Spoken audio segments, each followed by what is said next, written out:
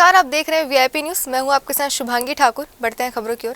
मुख्यमंत्री भूपेश बघेल ने भारतीय स्वतंत्रता संग्राम के अमर शहीद भगत सिंह, राजगुरु और सुखदेव के शहादत दिवस पर उन्हें नमन किया है। बघेल ने आज यहां अपने निवास कार्यालय में देश के महान सपूतों भगत सिंह, सुखदेव और राजगुरु के चित्र पर पुष्प अर्पित कर उन्हें श्रद्धांजलि दी। मुख्यमंत्री बघेल ने कहा कि देश की आज़ादी के लिए अपने प्राणों को न्यौछावर करने वाले इन देशभक्तों का त्याग और बलिदान हमें हमेशा प्रेरणा देता रहेगा। उन्होंने देश की आज़ादी के लिए हंसते हंसते अपने प्राणों की आहुति दी। इन अमर शहीदों का बलिदान युगों युगों तक भारतीय जनमानस में देशभक्ति की भावना जागृत करता रहेगा। इस अवसर पर गृह मंत्री ताम्रध्वज साहू, कृषि मंत्री रविंद्र चौबे, स्कूल शिक्षा मंत्री डॉक्टर प्रेमसाय सिंह टेकाम और खाद्य मंत्री अमरजीत भगत भी उपस्थित थे। प्रदेश भर के स्वास्थ्य कर्मचारी अपनी 6 सूत्री मांगों को लेकर राजधानी रायपुर के बूढ़ा तालाब में अनिश्चितकालीन धरने पर बैठे हुए हैं। आज बीजेपी किसान मोर्चा के प्रदेश उपाध्यक्ष गौरीशंकर श्रीवास भी कर्मचारियों को समर्थन देने बूढ़ा तालाब धरना स्थल पहुंचे और कर्मचारियों की मांग को जायज बताया। इस मौके पर हमारे सहयोगी खोमन साहू ने स्थिति का जायजा लिया।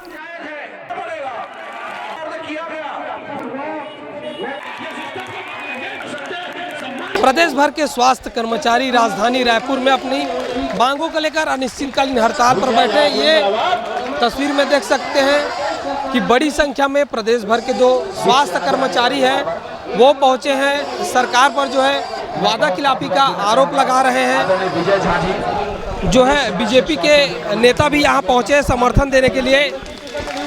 आज आप यहाँ समर्थन देने के लिए पहुंचे, क्या कहेंगे?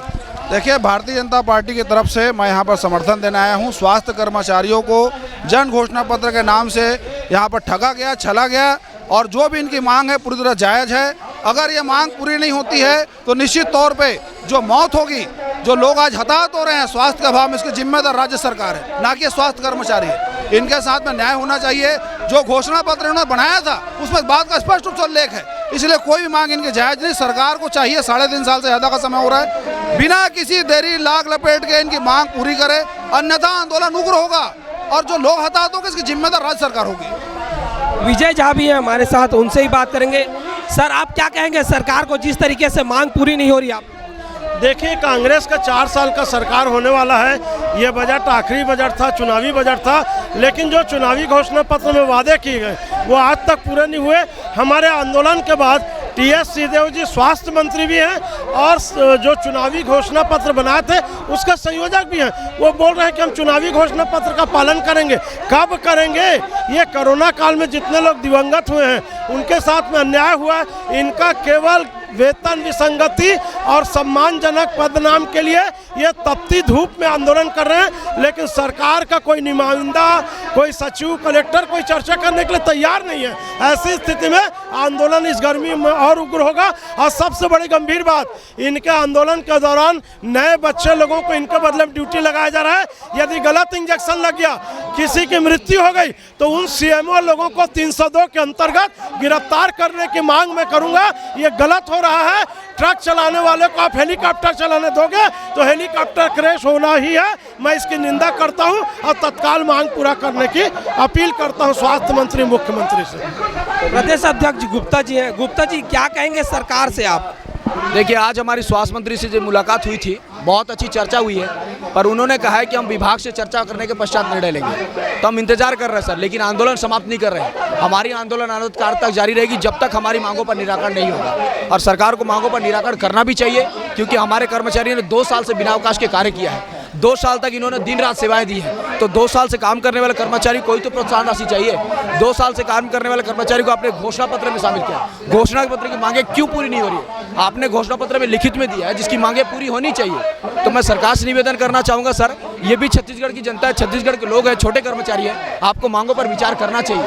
अन्यथा छत्तीसगढ़ की समस्त स्वास्थ्य व्यवस्थाएं ठप है, कोविड वैक्सीनेशन ठप है, रूटीन वैक्सीनेशन ठप है, 28 राष्ट्रीय कार्यक्रम और सारी योजनाएं ठप है। स्वास्थ्य की जनता परेशान हो रही है, राज्य की जनता परेशान हो रही है। मुख्यमंत्री जी और स्वास्थ्य मंत्री जी को संज्ञान लेने की आवश्यकता है। तो देख सकते हैं बड़ी संख्या में जो स्वास्थ्य के कर्मचारी है वो पहुंचे हैं।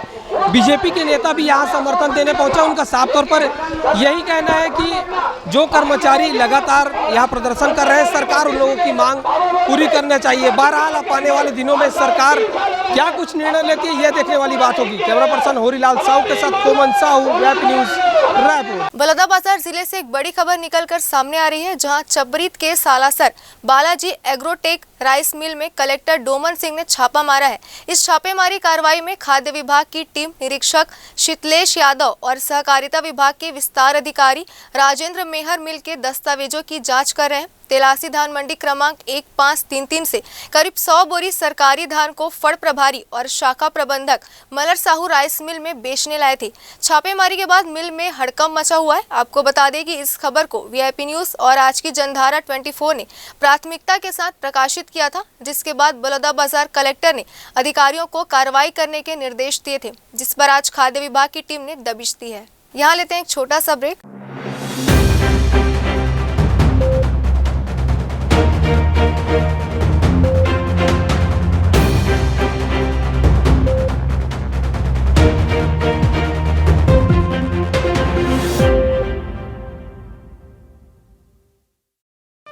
छत्तीसगढ़ में पशुधन संरक्षण और संवर्धन के लिए नरवा, गरुवा, घुरवा और बारी कार्यक्रम के अंतर्गत निर्माण किया गया है गौठानों का। गोधन के डे शेल्टर के रूप में यहाँ निःशुल्क चारे और पानी का प्रबंध है। गौठान दरअसल पशु कल्याण योजना है। लक्ष्य है राज्य की प्रत्येक ग्राम पंचायत में गौठान का निर्माण। जो हमारे राज्य सरकार के जो भूपेश बघेल, उन्हीं के माध्यम से हम लोग के यहाँ गौठान भी बना दिए। इसी के कारण हम लोग यहाँ पे गौठान में हर चीज़ का काम मिल रहा है। बकरी पालन और मुर्गी पालन और खाद वगैरह और मशरूम जो है, उनके आधार से हम लोग को काम करते हैं और उसी में हम लोग को 2 पैसा का आय भी मिलता है। गरुवा और गौठान पशुधन संरक्षण और संवर्धन अभियान।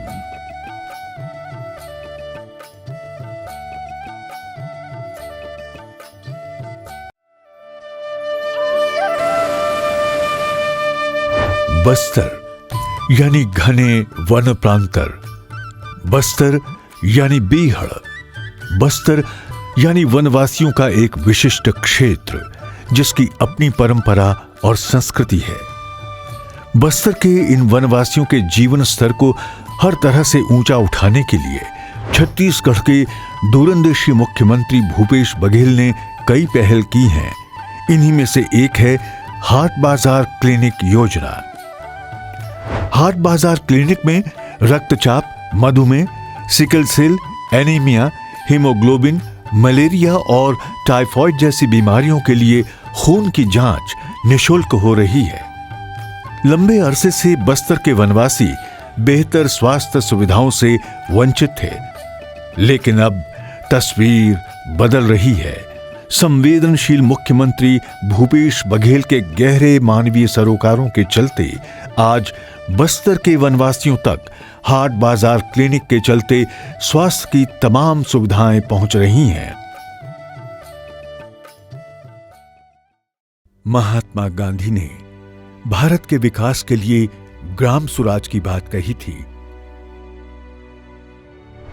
छत्तीसगढ़ के ग्रामीण प्रदेश के विकास को ही समर्पित है सुराजी गांव योजना। और सुराजी गांव योजना के अंतर्गत ग्रामीण अर्थव्यवस्था को और मजबूत करने का कार्यक्रम है नरवा, गरवा, घुरवा और बारी। इस कार्यक्रम का उद्देश्य है ग्रामीण अर्थव्यवस्था के परंपरागत संसाधनों को संरक्षित और पुनर्जीवित कर गांवों की अर्थव्यवस्था को बेहतर बनाकर पर्यावरण में सुधार करते हुए किसानों और ग्रामीणों की व्यक्तिगत आय में वृद्धि करना।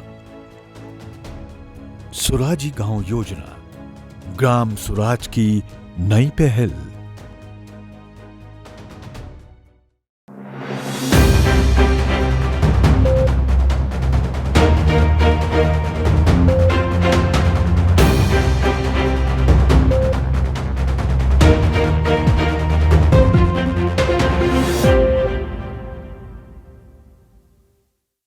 ब्रेक के बाद एक बार फिर आप सभी का स्वागत है। बढ़ते हैं अगली खबरों की ओर। छत्तीसगढ़ विधानसभा का बजट सत्र इस बार तय समय से 3 दिन पहले ही समाप्त हो गया। बता दें कि इस बार सत्र में कुल 10 बैठकें हुई, जिनमें 72 घंटे 45 मिनट तक कामकाज हुआ, यानी कि इस बार का बजट सत्र अब तक का सबसे छोटा बजट सत्र हो गया है। निर्धारित समय की बात करें तो बजट सत्र के लिए 7 मार्च से 25 मार्च तक का समय निर्धारित किया गया था, लेकिन 22 मार्च को विनियोग विधेयक और 3 विधेयकों के पारित होते ही विधानसभा अध्यक्ष डॉक्टर चरणदास महंत ने सत्र के समापन की घोषणा कर दी। सदन में विधानसभा अध्यक्ष ने अपने समापन भाषण में बताया कि इस सत्र की अवधि अपेक्षाकृत छोटी रही है, लेकिन सभी सदस्यों ने समय का अधिकाधिक सदुपयोग किया है। उन्होंने बताया कि इस दौरान राज्य की समग्र उन्नति से संबंध विषयों पर व्यापक और विस्तृत चर्चा हुई है। सत्र समाप्ति के बाद नेता प्रतिपक्ष धर्मलाल कौशिक ने मुख्यमंत्री भूपेश बघेल द्वारा पेश किए गए विनियोग विधेयक पर असंतुष्टता जाहिर की। वहीं सरकार की योजनाओं को लेकर बहुत से गंभीर आरोप भी लगाए हैं। वहीं मुख्यमंत्री भूपेश बघेल ने सत्र समाप्ति के बाद इस सत्र को उपलब्धि भरा बताया है। के संसदीय मंत्री आदरणीय चौबे साहब को, प्रतिपक्ष के नेता हमारे कौशिक साहब को और सभी मंत्रिमंडल और सारे हमारे विधायक साथियों को मैं बहुत बहुत धन्यवाद देना चाहता हूं कि उन्होंने एक उत्कृष्ट विधायक के रूप में मुझे पुरस्कार दिए हैं। और इसका श्रेय मैं मीडिया के साथियों को भी देना चाहता हूं कि लगातार चाहे वो प्रश्नकाल हो, चाहे ध्यानाकर्षण हो, चाहे और भी अनुदान मांग के चार में सभी कार्यवाहियों में आप लोगों ने जो मुझे सहयोग किए, मदद किए, मैं सभी आदरणीय मीडिया के साथियों को भी बधाई देता हूं जिन्हों उत्कृष्ट के रूप में चयन किया गया। माननीय अजय चंद्राकर जी को भी मैं बहुत बहुत धन्यवाद देना चाहता हूं और बधाई देना चाहता हूं कि उनको भी हमारे अध्यक्ष महोदय ने उत्कृष्ट विधायक के रूप में पुरस्कार दिया है। देखिए, विनियोग विधेयक जो लाया गया, हमने इसलिए विरोध किया कि वास्तविक में विनियोग विधेयक आने के बाद में यहाँ के किसानों को उम्मीद रहती है, यहाँ के कर्मचारियों को उम्मीद रहती है, यहाँ के जनता को उम्मीद होती है, लेकिन जिस प्रकार से विनियोग को लाया गया तो ऐसा लगा कि उसको पटल पर रख दिया जाना चाहिए। जो पहले भाषण दिए थे उसके बाद में उल्लेखनीय ऐसा एक भी नहीं था कि जिसको पढ़ने लायक विनियोग में हो। अच्छा होता जब दूसरे सारे प्रदेशों में 31% डीए कर दिए गए। यदि छत्तीसगढ़ में मुख्यमंत्री जी आज घोषणा करते हैं कि 31% डीए दिया जा रहा है तो मुझे लगता है कि कर्मचारियों के हित में होती हो। हमारे किसानों के कम कनेक्शन की बड़ी बात हो रही थी, लेकिन आज भी उतने कनेक्शन लंबित है और पैसा पटाने के बाद में उन लोग को नहीं मिल रहा है। वास्तविक में एक नया भ्रष्टाचार का जो केंद्र राजीव मितान क्लब, ये नए भ्रष्टाचार का केंद्र बनेगा, क्योंकि सारी योजनाओं में देख रहे हैं जिस प्रकार से भ्रष्टाचार में पैसा लुटाए जा रहे हैं, जनता की जो पैसा जा रही है, एक नया केंद्र और मुख्यमंत्री जी के द्वारा जो बनाया गया है ये भ्रष्टाचार का अड्डा बनेगा। ये सत्र बहुत उपलब्धि भरा रहा। पिछले समय 3000 करोड़ से अधिक की राशि घाटे से बजट की शुरुआत हम लोगों ने की थी, और लेकिन इस साल बीतते हम 1103 करोड़ के सरप्लस में आ गए। और इस प्रकार से देखा जाए तो लगभग जो अनुमान किए थे 3000 घाटा का, तो हमने वित्तीय प्रबंधन और जो राजस्व आय में बढ़ोतरी के जो उपाय किए उसके कारण से लगभग 4805 करोड़ का राजस्व अनुमान से अधिक मिला। ये बड़ी उपलब्धि हमारे लिए। और उसी प्रकार से यदि घाटे को देखें तो लगातार विपक्ष आरोप लगाता है कि हम लोग बहुत कर्ज में डुबो दिए हैं। तो अभी जो शुद्ध जो ऋण है वो 43,236 करोड़ का रहा है हमारी सरकार में, हमारी सरकार बनने के बाद, और जिसमें भारत सरकार ने जो हमको जीएसटी जो देते हैं वो पूर्ति नहीं कर पाए। और इस कारण से सभी राज्यों को, न केवल छत्तीसगढ़ के बल्कि सभी राज्यों से वो कहा कि आप जिसका जितना जीएसटी मिलता है उसके विरुद्ध में आप ऋण लें। जांजगीर चांपा जिले की बरसाने की लठमार होली देश भर में प्रसिद्ध है। जिले का एक गांव ऐसा भी है जहां कन्याएं धूल पंचमी के दिन गांव में घूम घूम कर पुरुषों पर लाठियां बरसाती है। इस मौके पर गांव से गुजरने वाले हर व्यक्ति लाठी से मार खाने के लिए तैयार रहते हैं। पंतोरा गांव में यह परंपरा वर्षों से कायम है। रंग पंचमी के दिन हमारे यहाँ डंगाही का उत्सव और विशेष करके हमारे छत्तीसगढ़ में कोई कहीं मनाया नहीं जाता है। लगभग हम लोग सुनते में आए हैं कि खाली वृंदावन में लठमार होली होती है, ऐसा सुनते हैं हम लोग। बाकी हमारे यहाँ ही डंगाही का प्रथा और प्राचीन काल से जब से हम जान रहे हैं, हमारे बुजुर्ग लोग भी बताते हैं कि हम लोग भी नहीं जानते, इतने दिन से चली आ रही है। लगभग मैंने 300-400 साल से और प्रथा जो चली आ रही है हमारे यहाँ कि हर पंचमी को यहाँ से मड़वा रानी से और बाँस मंगा करके वहाँ से माता को न्योता दे करके और वहाँ से और उन्हें आदमी यहाँ से भेजते हैं। वहाँ पर खाली वहाँ बाँस हम लोगों को किसी पर कीमत से नहीं, खाली डायरेक्ट नारियल देते हैं, वहाँ पर बाँस देते हैं। उन लोग वहाँ के लोग जान रहे हैं और इसी बाँस से कुंवारी कन्याओं के द्वारा पहले और देवताओं को पहले मैंने मरवाने के बाद 5-5 7-7 मैंने डंडा मरवाने के बाद और यहाँ से गुलाल छींटने के बाद इसके बाद यहाँ जितने भी हमारे यहाँ भाई लोग उनको मैंने पहले 5-5 साल का डाक मैंने मारते हैं। इसके बाद में गांव में जब हम लोगों के हमारी बाजा गाजे के साथ हम लोगों का डंगाही जुलूस जो निकलता है यहाँ से, तो पूरे गांव में सब जगह मैंने जाते हैं लोग। अब सब जगह जा कर के और छोटे छोटे बच्चे से लगा कर के बुजुर्ग जो भी मैंने कहने को जैसे हमारा बहुत ज़्यादा माता रानी के ऊपर भरोसा है कि माने अगर ये हमारा आशीर्वाद हमारे ऊपर है सही करके। और ये हमारा कहना चाहिए संभाग में क्या हो सके तो छत्तीसगढ़ में एक लौका लठमार होली है। हमारे बहुत पुरुष है इसके लिए जाना था कि पहले ही हम हमारी आखिरी से उमा फिर माता मैंने सब नंबर मैंने यहाँ की जो बैया जैसे पुराना बोला सब दिल कहते हैं मड़वा रानी से मैंने बाँस का गला मिला छुआ। अगर हमारे गाँव के छोटे से मैंने बड़े तक जो कोरा मोहते हुआ बोला सब छुआने तो दिक्कत भी बीमारी दूर हुई है। तो वो दिन से प्रथा चलत आते अब ब्रज के बाद लठमार वाली काली पंतोरा भी चलते आते। तो हमारा कल से इतना आनंदित होकर मिलेगा कि कल ये पर्व हम के आए और ताकि हमारे माता के आशीष स्वरूप हमारे छड़ी है ताकि मिसाल रखी स्वस्थ रहें। इस सब के पूरा हमारे गांव के और आसपास के पूरा सब यहाँ आशीर्वाद स्वरूप है सब आके उभे रहते। और यहाँ से जो गाजा बाजा के साथ जो कुंवारी कन्या है तो पूरा चुवाक पूरा बस्ती पर घूमते हैं। अच्छे से मनाया जाता है और महिला से लेकर बच्चे पुरुष सभी लोग को ना डंडे से साथ या एकड़ा मारते हैं। अच्छे मनाया जाता है सभी तरफ से। क्या कैसे करते हो यहाँ पर? पहले क्या करते हो? पहले पूजा करते हैं, 7 बच्चे को अंडा देते हैं और उसके बाद सभी को देते हैं। पहले देवी देवताओं को मारते हैं, उसके बाद अन्य लोगों को मारते हैं। जब से यहाँ पंतोरा बस्ती बसी हुई है तब से यहाँ पंचमी की और इसमें वही डांग लाते हैं हम लोग मड़वा रानी से और उसी को मतलब ला करके यहाँ देवी चढ़ाने के बाद में यहाँ के देवता ठाकुर से वगैरह जो भी हैं वहाँ मतलब जाते हैं पूजा करने के लिए गए हुए हैं। वहाँ से आने के बाद भी फिर यहाँ पूजा करने के बाद करेंगे। और ये वही सनातन जब से पंतोरा बस्ती यानी यहाँ बसी हुई है तब से यानी वो मैया की कृपा से ही यहाँ पर बसावट है। कबीरधाम जिले में भोरदेव महोत्सव का आयोजन किया गया। इस महोत्सव की तैयारियों को लेकर कलेक्टर रमेश कुमार ने जायजा लिया। इस दौरान जनप्रतिनिधि और अधिकारी मौजूद रहे। बता दें कि पूरी व्यवस्था बेहतर तरीके से हो, इसके लिए बैठक भी की गई। दरअसल भोरम देव महोत्सव बीते 2 सालों से कोरोना संक्रमण के चलते आयोजित नहीं हुआ था, लेकिन इस बार 30 और 31 मार्च को आयोजित किया जा रहा है। इस महोत्सव में लगभग लाखों लोग शामिल होते हैं।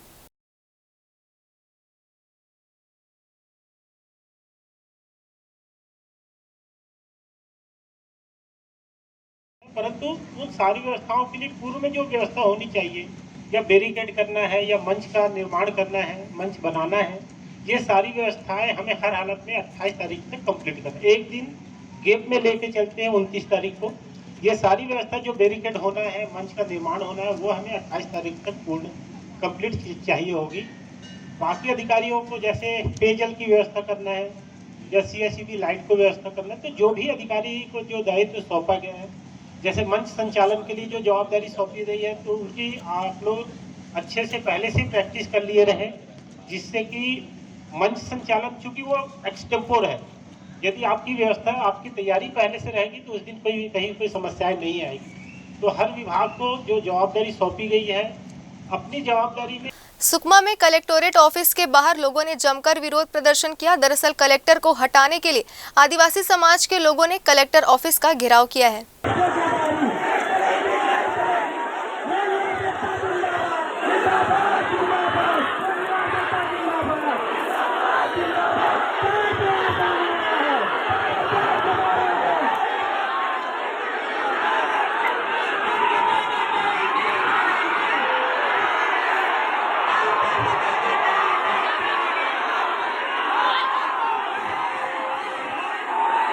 यहाँ लेते हैं एक छोटा सा ब्रेक।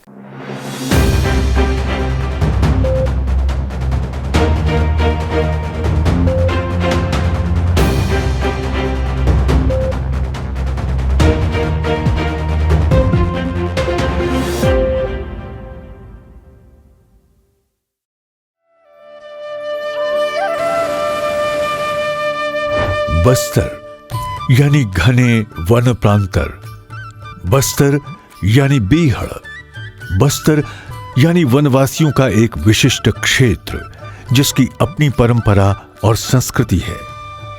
बस्तर के इन वनवासियों के जीवन स्तर को हर तरह से ऊंचा उठाने के लिए छत्तीसगढ़ के दूरंदेशी मुख्यमंत्री भूपेश बघेल ने कई पहल की हैं। इन्हीं में से एक है हाट बाजार क्लिनिक योजना। हाट बाजार क्लिनिक में रक्तचाप, मधुमेह, sickle cell, anaemia, haemoglobin, malaria और टाइफाइड जैसी बीमारियों के लिए खून की जांच निशुल्क हो रही है। लंबे अरसे से बस्तर के वनवासी बेहतर स्वास्थ्य सुविधाओं से वंचित थे, लेकिन अब तस्वीर बदल रही है। संवेदनशील मुख्यमंत्री भूपेश बघेल के गहरे मानवीय सरोकारों के चलते आज बस्तर के वनवासियों तक हाट बाजार क्लिनिक के चलते स्वास्थ्य की तमाम सुविधाएं पहुंच रही हैं।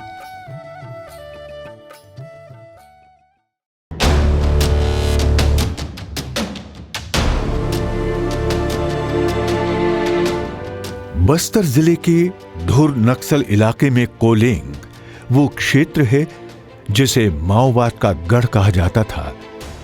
कांगेर घाटी क्षेत्र में आने वाला ये सुदूर वनांचल विकास से कोसों दूर था। मुख्यमंत्री भूपेश बघेल की महत्वाकांक्षी योजनाओं के फलस्वरूप और जिले के सक्रिय जिलाधीश रजत बंसल और उनकी टीम के प्रयासों से अब कोलेंग क्षेत्र में पक्की सड़कें हैं। जिस गांव में आजादी के बाद से अंधेरा था, वहां संवेदनशील मुख्यमंत्री की पहल से बिजली पहुंच गई है। वनांचल वाले इस गांव में अब सर्व सुविधा युक्त स्कूल बन चुके हैं, जहां देश का भविष्य आकार ले रहा है।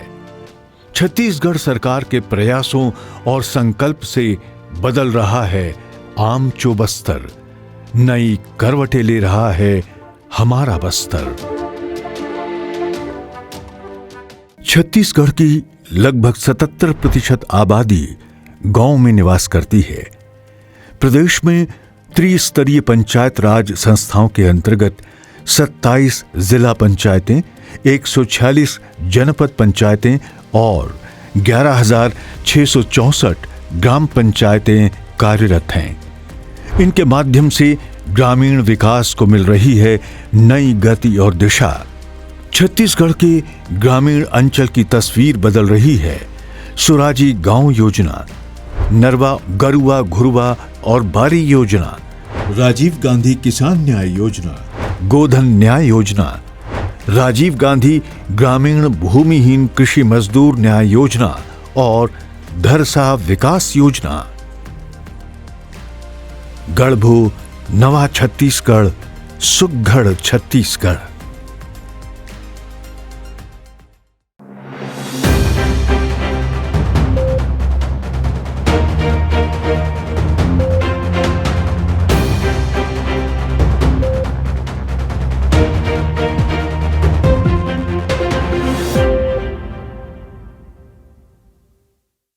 ब्रेक के बाद एक बार फिर आप सभी का स्वागत है। बढ़ते हैं अगली खबरों की ओर। रायगढ़ में अधिवक्ता संघ की नई कार्यकारिणी के लिए आज मतदान किया गया, लेकिन चुनाव के बाद ये तय किया जाएगा कि किसके सिर ताज सजने वाला है। बता दें कि इस बार तहसील में मारपीट विवाद को लेकर छत्तीसगढ़ अधिवक्ता संघ काफी सुर्खियों में चल रहा था, जिसका असर चुनाव में देखने को मिला है।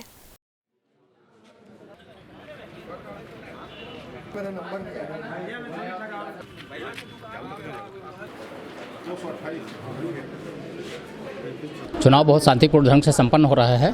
ठीक 11 बजे हमारा मतदान की प्रक्रिया स्टार्ट हो गई थी और कुल मतदाता की संख्या 587 है और उसमें जिसमें 41 पूरक सूची निकली हुई थी। 41 मतदाता पूरक सूची में भी आए हैं। जिन लोगों का नाम छूट गया था या चंदा रजिस्टर में, चंदा बाद में जिन लोगों ने पटाया, या न्यू कमर्स हैं, उन लोगों को भी उनके आवेदन के आधार पे पूरक सूची निकाली गई है। पूरक सूची में भी 41 लोगों का नाम है। टोटल 587 नाम हो रहे हैं। पद के लिए चुनाव चल रहा है? टोटल पद अध्यक्ष, उपाध्यक्ष, महिला कनिष्ठ और उपाध्यक्ष पुरुष में निर्विरोध निर्वाचित हो चुके हैं नरेंद्र कुमार प्रधान जी, उनके कॉन्टेस्ट में कोई नहीं है। उसके बाद सचिव, सह सचिव, क्रीड़ा सचिव, ग्रंथालय सचिव और कोषाध्यक्ष, कार्यकारिणी सदस्य। कार्यकारिणी सदस्यों में टोटल 6 पद हैं, जिसमें एक महिला अनिवार्य है। उसमें टोटल 9 उम्मीदवार हैं। 9 उम्मीदवारों में से 6 उम्मीदवारों को चुनना है मतदाताओं को। हाँ, मतदान 11 बजे से 5 बजे तक का समय हम लोगों ने दिया है। 5 बजे तक हमारे निश्चित स्थान में जो मतदाता प्रवेश कर लेंगे उनको हम मतदान देने का अधिकार देंगे। 5 बजे के बाद हमारा वो गेट बंद हो जाएगा। गेट के अंदर जो लोग रहेंगे वो मतदान दे सकेंगे। मतदान देने के आधे घंटे के बाद तुरंत मतगणना की कार्यवाही शुरू हो जाएगी। दुर्ग में देसी शराब भट्टी खोलने की वजह से ग्रामवासियों ने जमकर विरोध किया, जिसके बाद बीजेपी ने इस पर राजनीति शुरू कर दी है। स्कूल, मंदिर और आम आवाजाही वाली जगह के पास खुलने वाली देसी मदिरा भट्टी को हटवाने के लिए जमकर प्रदर्शन किया गया।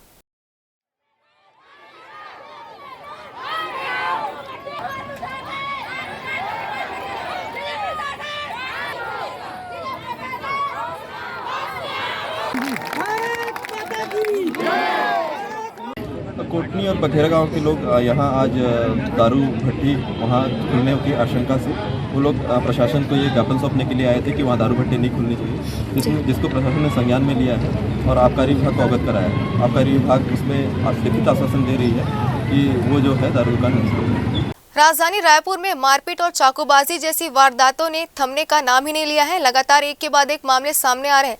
बीती रात भी शहर के बीच स्थित बैजनाथ पारा में भोजन करने आए युवक से मारपीट की गई और चाकू से हमला किया गया। इस घटना से पीड़ित युवक सरफराज खान बुरी तरह जख्मी हो गया है, जिन्हें अस्पताल में भर्ती कराया गया है। वहीं वारदात में शामिल एक आरोपी को गिरफ्तार किया गया है, वहीं एक अन्य आरोपी की तलाश की जा रही है। बताया जा रहा है कि पीड़ित सरफराज खान अपने साथियों के साथ मन्नत होटल में भोजन कर रहा था। इसी दौरान कुछ युवकों ने पीछे से आकर मारपीट शुरू कर दी और चाकू से युवक की गर्दन और पीठ पर हमला कर दिया। जानकारी देते हुए रायपुर एसपी आकाश राव गिरिपुंजे ने बताया कि घटना के बाद पीड़ित की शिकायत पर कार्रवाई करते हुए एक आरोपी को गिरफ्तार किया गया है, वहीं अन्य आरोपियों की पतासाजी की जा रही है। कोतवाली थाना क्षेत्र के बैजनाथ पारा जो क्षेत्र में कल रात एक होटल में सरफराज नामक एक नवयुवक है और उसका एक अन्य साथी भोजन करने गए हुए थे। वहाँ पैसे मांगने को लेकर हुए विवाद में आरोपियों द्वारा जो है, जिनके जो 2 नामजद आरोपी हैं वह अन्य आरोपी, इनके द्वारा उसके साथ हाथ मुक्के से मारपीट की गई और उसके धारदार वस्तु से उसे चोट पहुंचाई गई है, जिसमें उसे चोटें आई हैं। प्रकरण में पीड़ित को तत्काल चिकित्सकीय मुलाहिजा हेतु भर्ती कराया गया है और रिपोर्ट पर अपराध पंजीबद्ध किया गया है। प्रकरण में जो एक आरोपी हिरासत में लिया गया है, अन्य आरोपी की पतातलाश भी जारी है। जांजगीर चांपा में चोरों के हौसले बुलंद हो गए और पुलिस का खौफ नहीं है। बता दें कि चोरों ने स्टेट बैंक को भी नहीं छोड़ा। ये पूरा मामला डबरा थाना क्षेत्र के खरसिया चंद्रपुर का है। पुलिस मामले की जांच में जुट गई है।